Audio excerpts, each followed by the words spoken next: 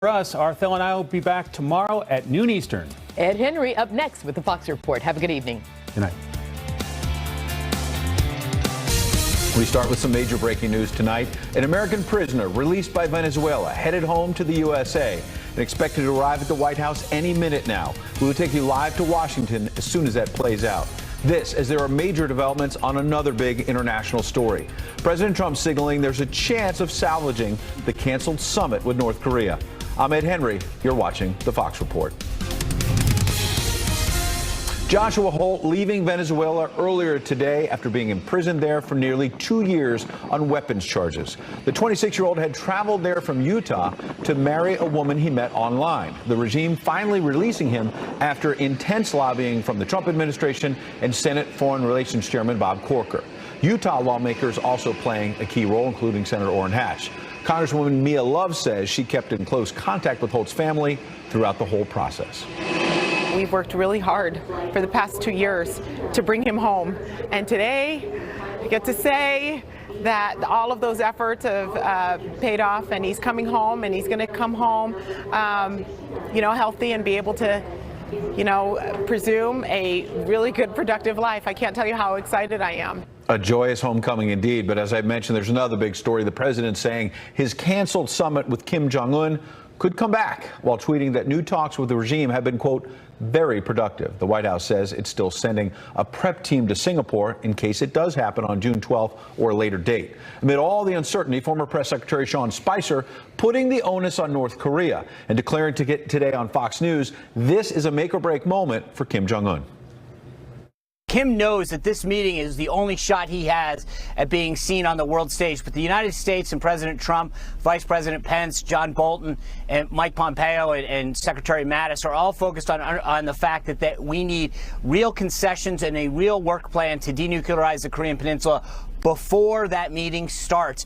And I think that you're going to see Kim do whatever he can to make concessions if they want to get that meeting on track on June 12th. Big news indeed. We'll go live to South Korea shortly, but we start with Fox Team's coverage on another American hostage coming home. Brian Yennis has an in-depth look at Joshua's story.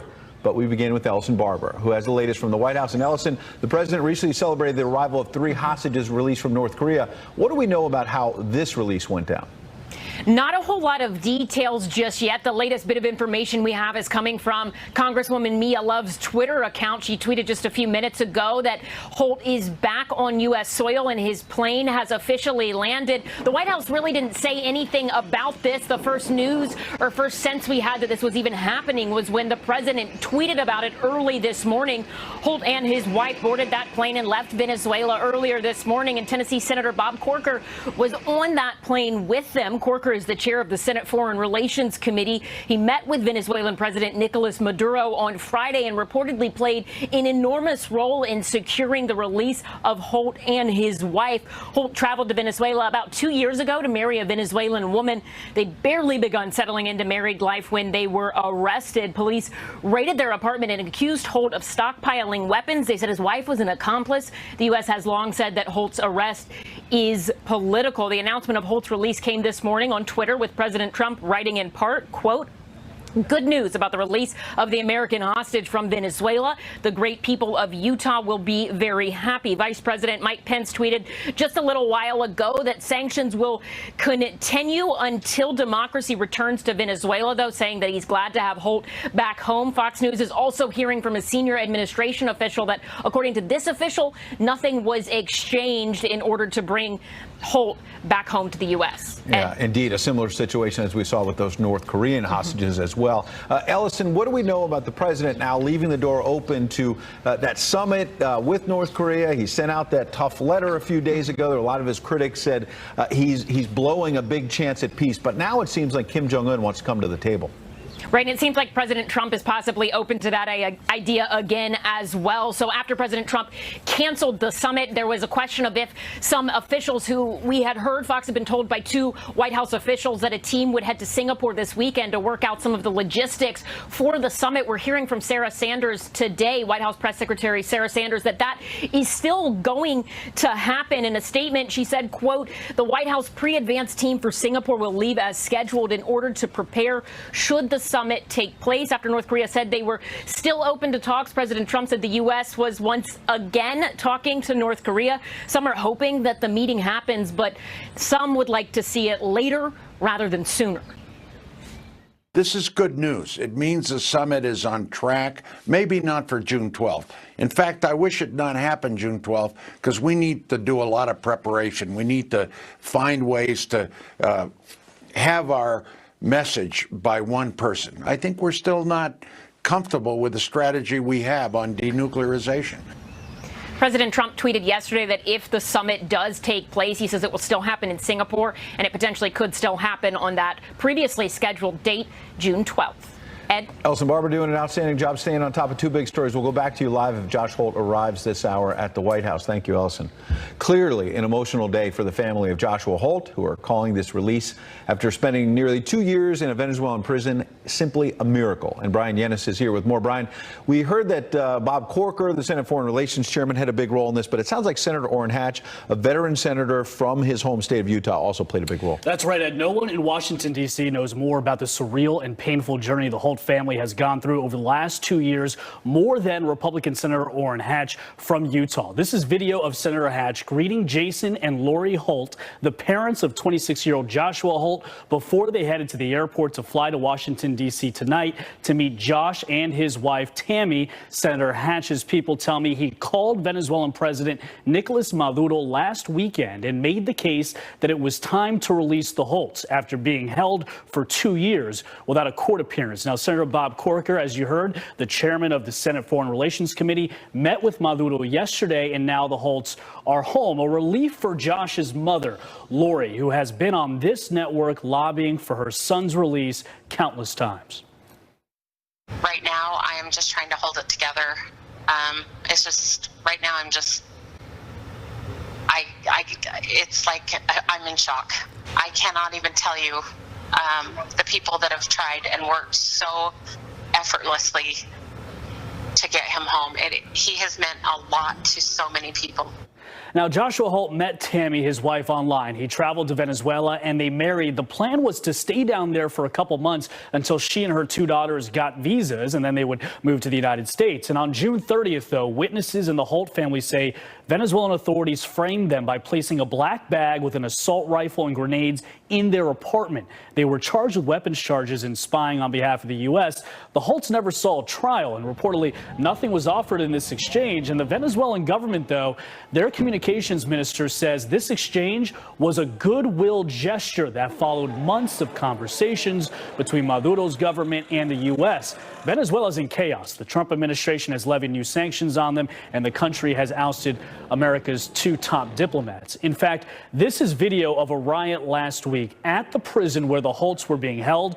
Holt posted this video on Facebook days ago, pleading for help. I need help. So they've taken the entire prison where I'm at. The people have taken the entire prison. They're outside. They're trying to break in. They're saying that they want to kill me. They're saying that they want me as their guarantee. And Ed, with this riot in mind, we're told Senator Hatch told Maduro the situation had become too dangerous and it was time to release them. Wow, well, a lot of happy people tonight. We'll come back to you, Brian. Thanks for staying on top of it. In case he does show up at the White House, get more insight from you later this hour. Thank you. For more on all this, let's bring in Steph Kite. She's a reporter for Axios. Good to see you. Yeah, thanks for having me on. Well, first of all, it seems like obviously it's a very volatile situation in Venezuela right now. Does this seem to you and maybe some of the sources you've been talking to in the administration as an attempt by the Maduro government to show some goodwill, as Brian was reporting, and hopefully get out of some of these very difficult sanctions crippling that economy?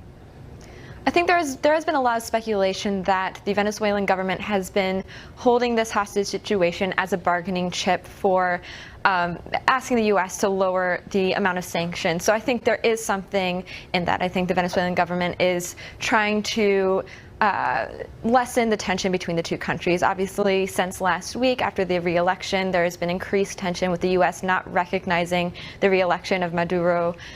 So I think this is definitely an attempt to get on the U.S.'s good side and perhaps move forward in negotiations. And as you know, Senator Orrin Hatch, a very senior Republican, he wrote this open letter in January, quote, to Maduro, as a leader looking to do what is good and just, President Maduro has an opportunity to change his country's course with the release of Josh and Tammy on humanitarian grounds. This action would be a historic step in opening the channels of communication between our two countries. With this gesture of goodwill, the governments of Venezuela and the United States could move forward together towards a better future. Obviously, a good first step here, but there's a long way to go to get this relationship back on track. Given, I see Senator Marco Rubio and others tweeting tonight that, yeah, sure, great first step, but Maduro, as a dictator, has a lot of explaining to do, and they want him to step down before those U.S. sanctions are taken back.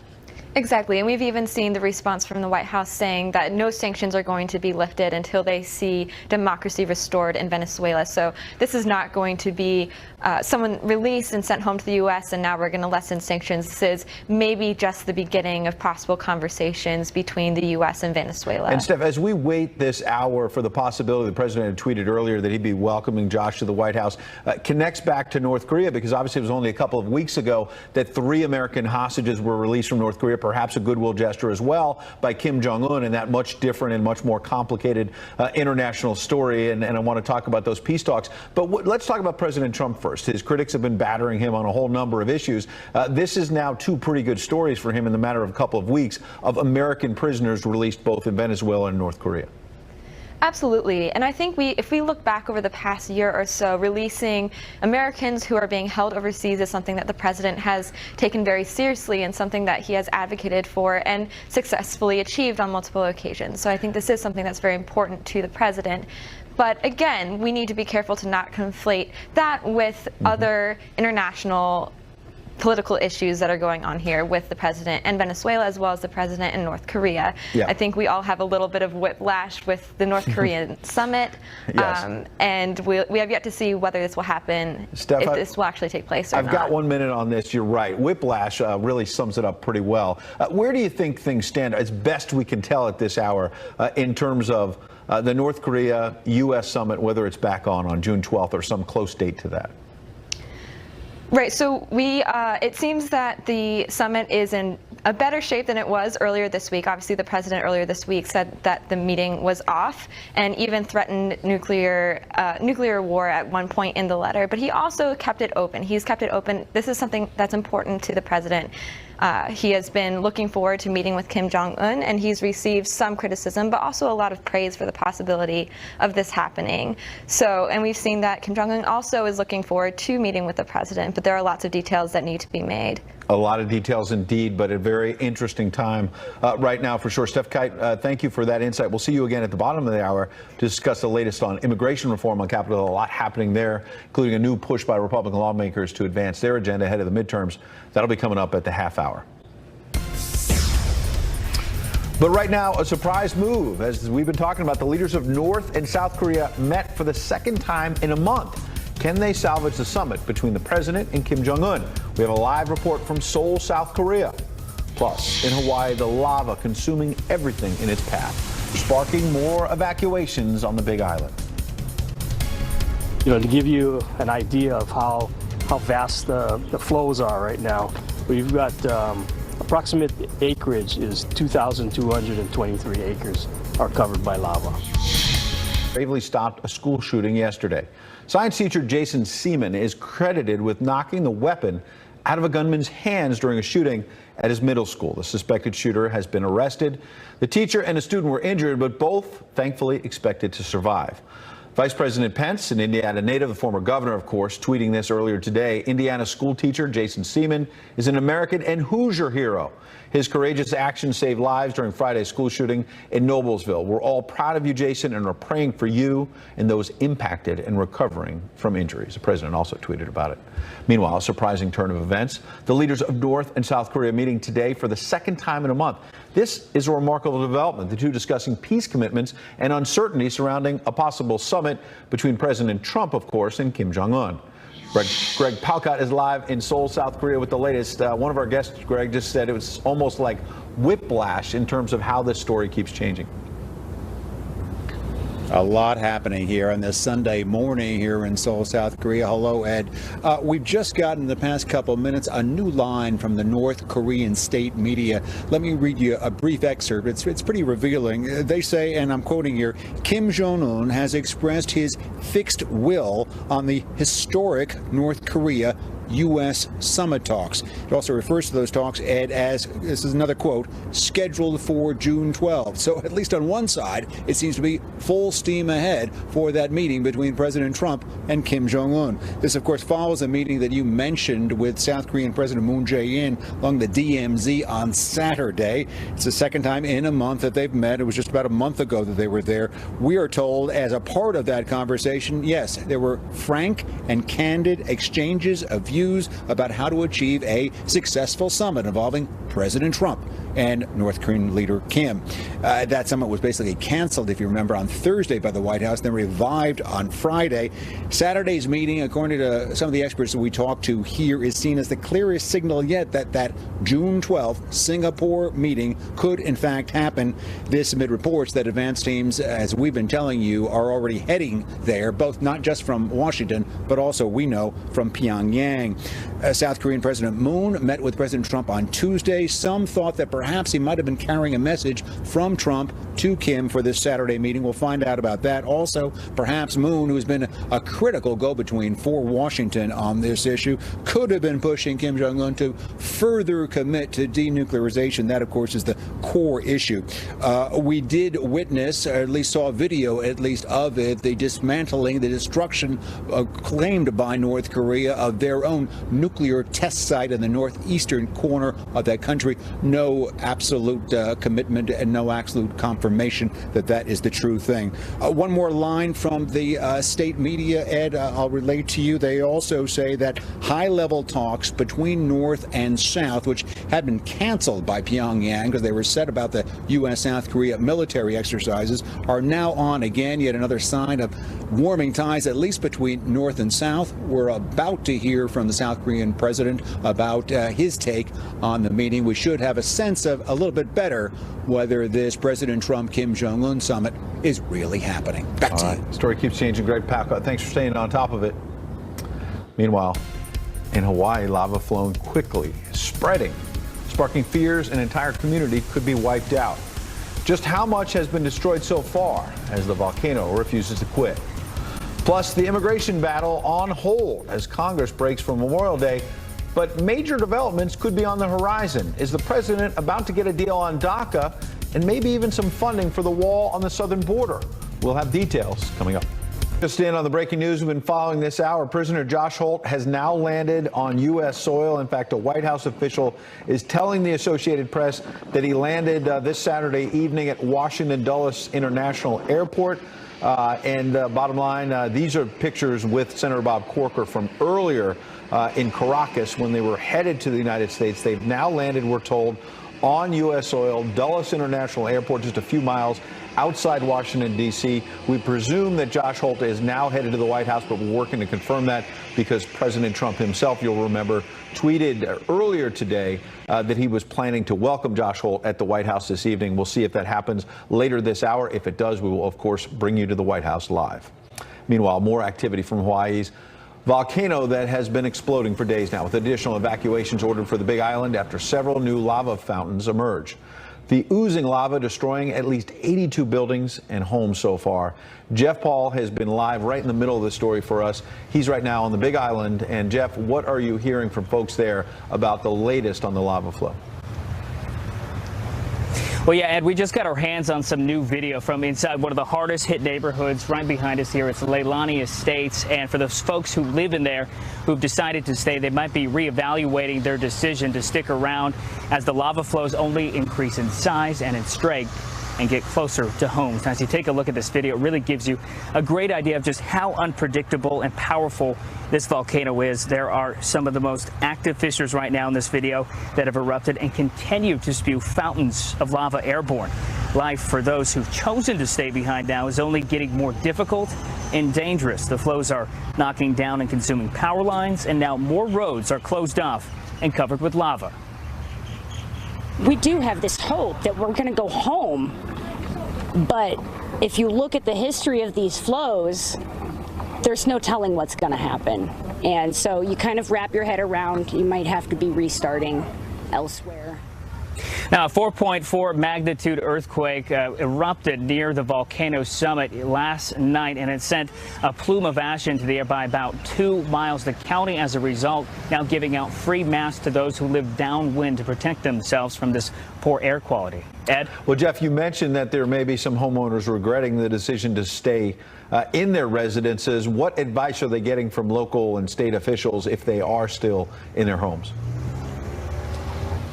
Well, yeah, Ed, that's the hardest part. You really can't do too much to protect your home. You can't put sandbags in front of it or put up a fence. So for those people who have decided to stay, this lava is, as we said before, very unpredictable. No one knows where it's going to go next. And so that magma, while it is slow, it will burn and seep over pretty much everything in its path. And that path is totally unpredictable. Now, there have been times where fissures will open up and started flowing one way, and then another time where a fissure will open up in an area where many homes are safe and will then destroy a home in that area. Another note that we want to mention, we spoke with the Hawaii National Guard recently, who told us that they are now bringing in more medical personnel as well as air traffic controllers, sort of preparing in the event they order a mass evacuation. Ed? A lot developing there. Jeff Paul, we appreciate your report. The USDA, meanwhile, announcing that Hormel Foods is calling back nearly 230,000 pounds of canned pork and chicken. This after it was discovered that some of them contain pieces of metal. Here in the U.S., the recall affects 12-ounce cans of Spam Classic with a best by date of February 2021. So you're going to want to check out the cupboard. Meanwhile, the White House tackling the big issue of prison reform amid a bombshell report that infighting on the topic sparked a high-profile resignation in the administration. Plus, why President Trump's deal to save a Chinese telecom giant is sparking a major outcry from senators in both parties. And coming up, it's a new episode of Water's World. Here's Jesse with a preview. The Mooch, Diamond and Silk, and Tommy Lahren, and someone gets waterboarded in Water's World tonight.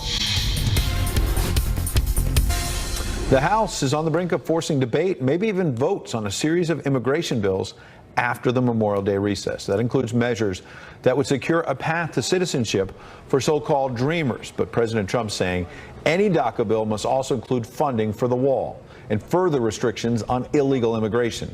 And at least one Republican seems optimistic Congress can finally find a compromise. Here's California Republican Jeff Denham. We talked all last year about having a bill. The president gave us a March 5th deadline. We blew past that. But ultimately, we've got to secure our border, give the president what he's asking for on $25 billion. But we also have to have a permanent fix for dreamers. We can do both. Garrett Tenney joins us live from Washington. Garrett, this is an issue that's bedeviled both parties for so long. What's their hope? What's changing things that makes them think maybe they'll deal with it this time? Well, if you ask GOP leadership, they'll tell you not a lot has changed. You'll remember earlier this year, Congress spent months negotiating various immigration deals, and ultimately they couldn't pass anything that President Trump would sign. So this time around, there are 4 proposals the House is expected to debate. And with that recent history in mind, House Speaker Paul Ryan said this week he does not expect any of them will have enough support to pass. Obviously, we don't think a discharge petition is a good idea. It will not produce a result that would make it into law. And so we're having very constructive conversations with our members about how we can find consensus on a bill that could actually solve the problem and make it into law. With the midterm elections coming up, Democrats and a number of moderate Republicans are eager to push the issue of immigration. It's also still a major priority for President Trump, who responded to criticism from Democrats this morning and again urged Congress to take action, tweeting, "Put pressure on the Democrats to end the horrible law that separates children from their parents once they cross the border into the U.S. Catch and release, lottery, and chain must also go with it, and we must continue building the wall. Democrats are protecting MS-13 thugs." This week, the president also told Fox News he is keeping a close eye on these proposals in the House. You actually have 4 different bills. Unless it includes a wall, and I mean a wall, a real wall, and unless it includes very strong border security, there'll be no approvals for me because I have to either approve it or not. There are bills going through. I'm watching 1 or 2 of them. We'll see what happens. Immigration will be the top issue for House Republicans when they return from their Memorial Day recess, and House Speaker Paul Ryan has scheduled a members-only meeting to discuss that issue on June 7th. Ed? All right, Garrett Tenney, appreciate the report. More on this. Let's bring back Steph Kite, reporter for Axios. Steph, a lot happening, or is it just a lot of talk and it's really not going to go anywhere? Good question. I think a little bit of both. There is a lot going on right now. The petition is getting close to having enough signatures that there would be votes on these 4 different immigration bills. And at the same time, House Republicans are trying to find a compromise outside of those bills. There are members of more moderate Republicans as well as members of the House Freedom Caucus, the more conservative group in the House, who are really trying to find a solution for the DACA problem that would maybe win over anyone who's considering signing on to the petition. So there's other negotiations going on as well, but the petition is, I think, about 5 signatures away from moving on to votes happening at the end of June. Well, I just mentioned I interviewed Jeff Denham, and here's what he said. He's sort of the key player on this about where things stand. The final product will not only have border security money in it for the wall, but it will have a bipartisan support. That's the only way that we're going to get a fix on this. And ultimately, this is not just for Republicans or for Democrats. This is actually for Americans to find an American solution.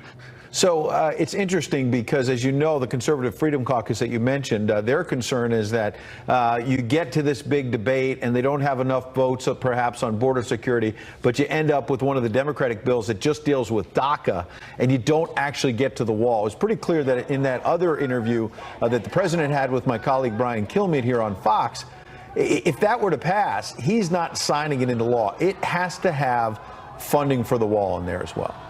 Exactly, and this is exactly what we saw in the Senate earlier this year. There are a list of different immigration issues that various parties care about most, and the president has made his list, and he is very clear that he wants the wall to be included. He wants there to be tough border security measures, and among another list of things.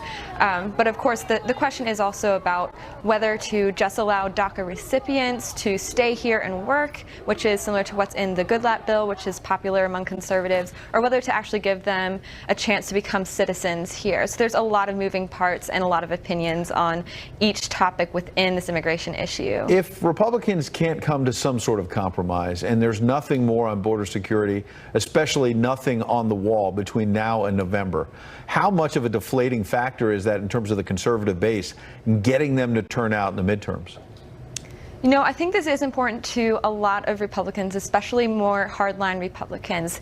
And the president has run on tough immigration since the very beginning, and especially the wall. The wall is kind of this iconic picture of his promise to crack down on immigration. So I think for some states, for some districts, this is going to be important, but in others where there isn't a lot of immigrants there, and this isn't an issue as much, it's not one of the top issues when it comes to midterm elections. All right, there's another big issue that Jared Kushner, the president's son-in-law, has been working on in the White House: prison reform. The New York Times had this piece about an official who resigned. It says, quote, he found himself caught in an ideological turf war between Mr. Kushner and Mr. Sessions, of course, Jeff Sessions, the Attorney General. Mr. Kushner has championed reforms to the correction system and more lenient federal sentencing. And Mr. Sessions, a law and order conservative and former Alabama Attorney General, of course, has opposed significant parts of the bipartisan prison reform bill that Mr. Kushner backs, according to officials. To say that Jeff Sessions was already in a pickle with this president, with this White House on what they perceived to be a lack of oversight of the FBI and DOJ officials that perhaps did not handle the Hillary Clinton investigation so well, to now add this to the mix seems like a toxic brew. Yes, this prison reform issue has been ongoing for months now. It's something that Jared Kushner does take very seriously. It's something that he's been pushing for from within the White House as well as on the Hill. He wants prison reform and criminal justice reform in general to happen. But as you pointed out, Jeff Sessions is the law and order Attorney General, and he has decided that he'll be okay with prison reforms that focus on helping inmates once they come out of prison, but he is not open to any changes to federal sentencing guidelines. There's a lot of pressure to lower some of those sentencing guidelines, particularly for drug drug sentences that are nonviolent. But there has been this ongoing tension both between Jared Kushner and Attorney General Jeff Sessions, but also on the Hill. There are groups who are pro prison reform and prison reform only, and there are others that are asking that we go beyond just prison reform and really address the high sentencing laws. All right, Steph Kinan at Axios, we appreciate you tackling a lot of big subjects tonight for us. Have a good weekend. You too. All right, lawmakers on both sides of the aisle are now slamming the Trump administration after it announced a deal to save the giant Chinese telecom ZTE. Vice Chair of the Senate Intel Committee, Democrat Mark Warner, saying, quote, "This would be a big mistake. President Trump should listen to the advice of his intelligence leaders who have unanimously said that ZTE poses a national security threat to the U.S." Jillian Turner has more from Washington. President Trump has struck a deal with Chinese President Xi that eases sanctions on Chinese telecoms giant ZTE. Xi reached out to President Trump directly, pleading for relief on behalf of the Chinese company. ZTE had been penalized by the U.S. Commerce Department for doing business with both Iran and North Korea, a major violation of international sanctions. The president indicating 2 days ago he believes China's bad behavior is the United States' fault. We had massive theft of intellectual property. I don't blame China. I blame the United States for allowing this to happen. Now lawmakers on both sides of the aisle are slamming the move. A letter signed by 14 GOP senators calls ZTE, quote, serial and premeditated violators of U.S. law, and cautions the president that fidelity to the rule of law is a key part of what distinguishes the U.S. from a country like China that's ruled by a communist dictatorship. A statement from Democratic leader Pelosi reads in part, the president's ZTE deal is a staggering betrayal of the American people. Although Trump pledged to fight for hardworking Americans, he's now using U.S. government resources to enrich a foreign company. But the president's standing firm, insisting he's forced ZTE to change its management, pay a $1.3 billion fine, and commit to buying American parts. He also says it'll help get a better trade deal with China in the future. All this as the U.S.-China relationship also faces major obstacles on the security front. Yesterday, China's military landed long-range bombers on one of its illegal artificial islands in the South China Sea. The two countries are also grappling with the North Korea nuclear issue and the prospect of the Trump-Kim summit being canceled. This adds yet another degree of uncertainty to a bilateral relationship that's now strained in every possible direction. Ed? Jillian Turner in Washington, thank you. One European country pulling further away from its traditional roots with an historic vote. Voters ruled to overturn an abortion ban. How critics are responding tonight. Plus, the president of a major U.S. university stepping down amid a widespread sex abuse scandal, as we hear some harrowing stories from alleged victims. It is horrifying to know that during such a vulnerable moment in my life, I was in the hands of a predator. Hi, Ed. Well, as you mentioned, after decades of complaints filed by students and parents alleging sexual abuse by USC's gynecologist, the university's president has stepped down amid mounting pressure and increasing bad publicity surrounding the scandal. The announcement coming just days after professors and alumni demanded USC President C.L. Max Nikias resign over allegations of misconduct by Dr. George Tyndall, a gynecologist who worked at the university for 30 years. 21 former patients have filed lawsuits against Tyndall, accusing the doctor of making inappropriate comments, performing exams without gloves, and groping women under his care, with many accusers saying their sexual abuse claims were ignored by the university and not reported to the authorities. This incident has resulted in my being less trusting of doctors altogether.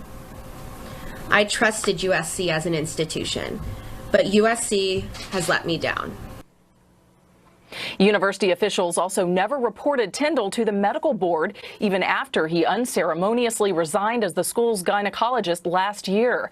Dr. Tyndall himself denying the abuse and assault claims, defending himself in a letter to the LA Times saying, quote, patients sometimes fabricate stories, adding that male and female clinicians who conduct pelvic exams should always have a chaperone present.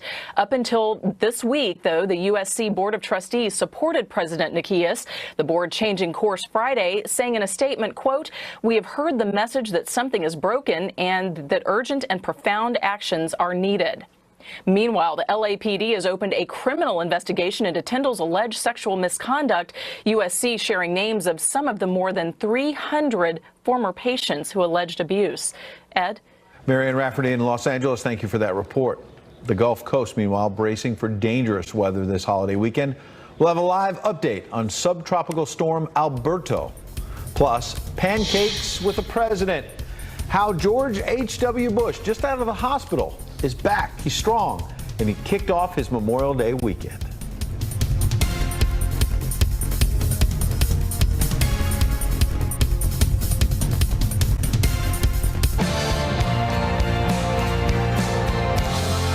Speaking of proud Americans, former President George H.W. Bush getting out and meeting with veterans this Memorial Day weekend at an American Legion pancake breakfast in Kennebunkport, Maine.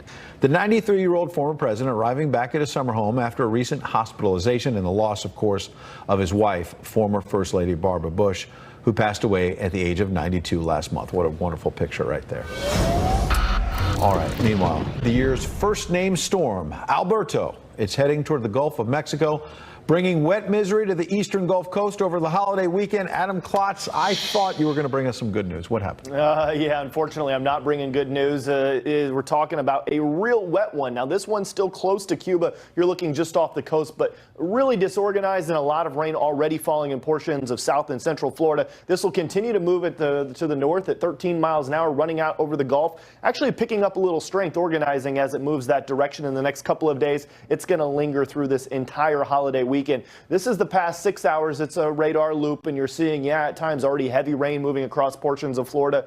Unfortunately, that's going to continue into your Sunday, continue into your Monday. So it's no surprise here that we're already seeing watches and warnings for flooding across portions of South Florida into Central Florida and then up along the Gulf Coast, because eventually this is going to run right through the heart of the Gulf of Mexico and eventually make landfall along the Gulf Coast. So it includes several states here as we're including this whole area. Now, the heaviest rain typically does fall on the right or the eastern side of these. So you start to see right through portions of Florida and you get these yellow and orange colors. That's suggesting anywhere from 5 to 6 inches of rain, enough to cause flooding widespread across the entire southeast, at least a couple of inches of rain. And then where you talk about this making landfall, well, perhaps they're getting up to 10 inches of rain in isolated areas, maybe even more. So this could be a real rainmaker. That's going to be the biggest concern with this particular system.